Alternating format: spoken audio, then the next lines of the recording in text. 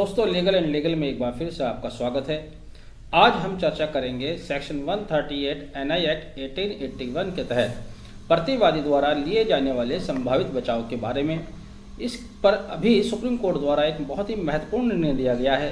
क्या कहा है इस निर्णय में मैं आपको बताऊंगा, लेकिन शुरू करने से पहले मेरा आपसे विनम्र निवेदन, अगर आप चैनल पर नए हैं या चैनल पर पुराने हैं और आपने चैनल सब्सक्राइब नहीं किया है तो प्लीज़ चैनल सब्सक्राइब कर लीजिएगा। वीडियो को आखिर तक ज़रूर देखिएगा, पसंद आए तो लाइक और शेयर करना भी ना भूलें। दोस्तों मैं बात कर रहा हूँ हाल ही में क्रिमिनल अपील संख्या 362/2022 जो कि टेडी सिंह बनाम नारायण दास महंत के नाम से सुप्रीम कोर्ट द्वारा निर्णीत की गई है 7 मार्च 2022 को, जिसमें अपीलांट जिसके विरुद्ध सेशन कोर्ट से और लोअर कोर्ट से 138 के तहत 1 साल की सज़ा का निर्णय सुनाया गया था और उसको चेक की अमाउंट जुर्माना सहित देने के लिए कहा गया था। अपीलांट ने सुप्रीम कोर्ट के समक्ष कहा कि ड्रावर की हैसियत अमाउंट जो उसमें चेक की अमाउंट है, लोन की अमाउंट है 5 लाख रुपये, वो देने की नहीं थी।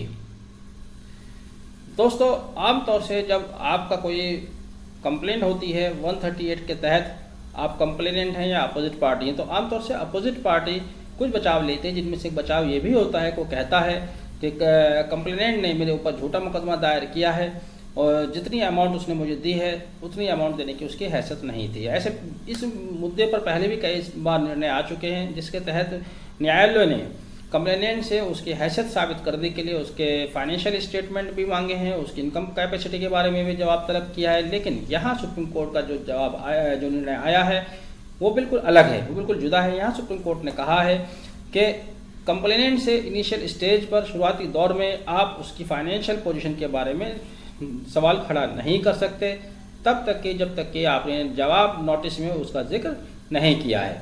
यहाँ इम्पोर्टेंट बात यह है कि सुप्रीम कोर्ट ने बिल्कुल एब्सोल्युटली उसको मना नहीं किया है, पूरी तरह से उसको मना नहीं किया सुप्रीम कोर्ट ने, बल्कि ये कहा है कि शुरुआती स्टेज में आप कंप्लेनेंट के ड्रावर या कंप्लेंट कहें ड्रावर की फाइनेंशियल पोजीशन पर प्रश्न नहीं उठा सकते हैं, उससे नहीं कह सकते हैं कि वो अपनी फाइनेंशियल पोजीशन को सिद्ध करे तब तक जब तक कि आपने नोटिस के जवाब में उसका जिक्र नहीं किया है। तो इम्पोर्टेंट बात यह है कि अगर आपने नोटिस के जवाब में उसका जिक्र किया है तब उसकी फाइनेंशियल पोजीशन, इसका एक इनडायरेक्ट कंक्लूजन आप निकाल सकते हैं, तब उसकी फाइनेंशियल पोजीशन पर आप क्वेश्चन रेज कर सकते हैं।